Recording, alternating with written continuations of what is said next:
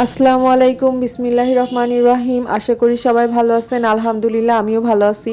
তো আজকে ভিডিওটা সকাল থেকেই শুরু করলাম। এই তো এখানে আমার গোলাপ গাছটা দেখেন, গোলাপ গাছটার ডালটা এত বেশি লম্বা হয়েছে যে প্রায় 2 তলা সমান হয়ে গেছে। আর একদম গোলাপ গাছের ডালটার মাথায় যে একটা গোলাপ আর তার সাথে একটা কড়ি ফুটছে, তো এটা দেখে না খুবই আজব লাগতেছিল আমার কাছে।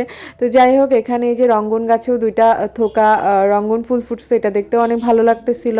আর এই যে এই গাছটাতে, এই গাছটার নাম না আমি জানি না, বাট দেখেন ফুলে মানে কড়িতে ভরে গেছে আর কি, মানে বোঝা যাচ্ছে যে ইনশাল্লাহ অনেক ফুলই ফুটবে যদি গাছটার কড়িগুলো থেকে যায়। তো যাই হোক, এই তো এখানে আবার আমি ছাদে চলে আসলাম। ছাদে এসে দেখলাম যে কেউ একজন তেঁতুল আর কি রোদে দিছে। তারপরে এখানে একটা আচার বানানো ছিল, আপনারা দেখছিলেন যে অনেকবার রোদে হচ্ছে বড়ি শুকাতে দেওয়া হয়েছিল, সেটা দিয়েই আর কি আচার বানানো হয়েছে। তো আচারটা দেখতে অনেক বেশি লোভনীয় লাগতেছিল, খুবই মানে মনে হচ্ছিল যে আমি, বাট রোজা থাকার জন্য টেস্টও করা হয়নি আর। তো যাই হোক, এই তো এখানে হচ্ছে আমি আর আমার মেয়ে চলে যাচ্ছিলাম শপিংয়ে, যেহেতু ঈদ চলে আসছে তো একটু তো শপিং করাই লাগে। তো এখানে যেই আমি হচ্ছে 3 পিস দেখতেছিলাম, তো এখানে যে একই 3 পিস 4টা কালার ছিল, মানে বিভিন্ন টাইপের 3 পিস ছিল, তো সেগুলোই দেখতেছিলাম আর কি, ভালোই লাগতেছিল দেখতে। আর ঈদে না প্রচুর কালেকশন আসে, মানে বোঝা যায় না যে কোনটা রেখে কোনটা নিব, মানে এই জিনিসটাতে খুবই কনফিউজড হয়ে যায়। তো তবুও ওর মধ্যে থেকেই বেছে নেওয়া লাগে আর কি।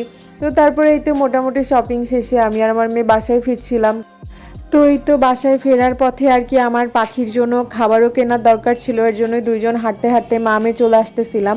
রাস্তার ধারে এই গাছটা ছিল, এই গাছটার ফুলের মানে কি গাছ, কি ফুলের গাছ এটা আমি জানি না, বাট গাছটা ভরে ছিল, দেখতেও ভালো লাগছিল আর কি। আর এই মুহূর্তে না আকাশটাও এত বেশি ভালো লাগছিল, যদিও বাইরে প্রচণ্ড গরম ছিল। যেহেতু এখন শীতকাল চলে গেছে, সেহেতু এখন তো গরমকাল আসবেই, গরম পড়বেই, এইটাই স্বাভাবিক। তো এখানে তো পাখির খাবার কিনতে এসে আবার পাখির কিছু ভিডিও শেয়ার করলাম আপনাদের সাথে। এখানে দেখেন যে বিভিন্ন ধরনের পাখি আছে, আর তারা এত বেশি, মানে এখানে ছিল হচ্ছে লুটিনো বাজরিগার। তো আপনারা বলবেন যে কার কোনটা ভাল লাগে।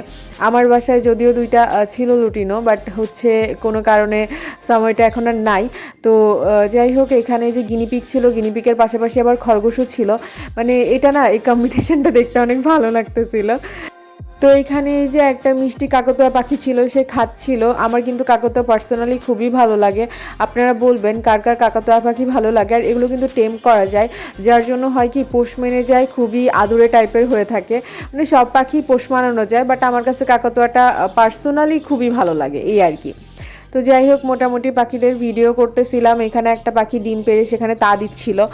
আর এই তো তারপরে বাসায় চলে আসলাম, বাসায় এসে রান্নাবান্না শুরু করবো। এখানে দেখেন সেদিন যে কাঁচা টমেটোগুলো আনছিলাম, সেগুলা পেকে একদম লাল কালার হয়ে গেছে, দেখতে এত বেশি ভালো লাগছিল কালারটা, মানে খুবই ভালো লাগতেছিল। বাট ভেতরে কিন্তু অতটাও পাকেনি, কিন্তু কালারটাই জোস ছিল। তো এই তো এখানে এখন আমি রান্না বান্না শুরু করব। তো ভাবলাম যে আজকে কুমড়া শাক রান্না করি। কুমড়া শাক খেতে কিন্তু মোটামুটি ভালোই লাগে, আর প্রত্যেকটা শাকেরই গুণাগুণ আছে, এটা আমি আগেই বলছি। সো প্রত্যেকটা শাকই আমাদের শরীরের জন্য অনেক উপকারী, আমরা চেষ্টা করব সব শাক খাওয়ার জন্য।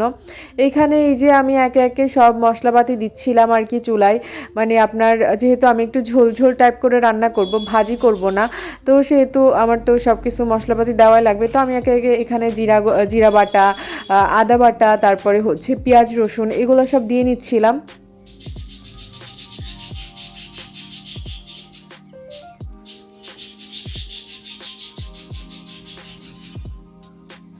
আসলে মাগুরার যে ঘটনাটা ঘটছে, এটার জন্য না আমরা সবাই আর কি মানে খুবই কষ্ট পাচ্ছি। আর ছেলেমেয়েরাও তো এখন, আমরা বলতে গেলে মেয়েদেরকে যে বাইরে পাঠাবো, আমরা যে বাইরে যাব, আমরা কেউই কিন্তু নিরাপদ না।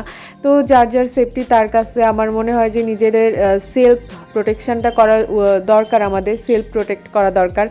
তো যাই হোক, আমার আসলে এই ঘটনাটা আমাদের সবার জন্য, শুধু মাগুরা কেন বলবো, সারা দেশের মানুষের জন্যই অনেক কষ্টের।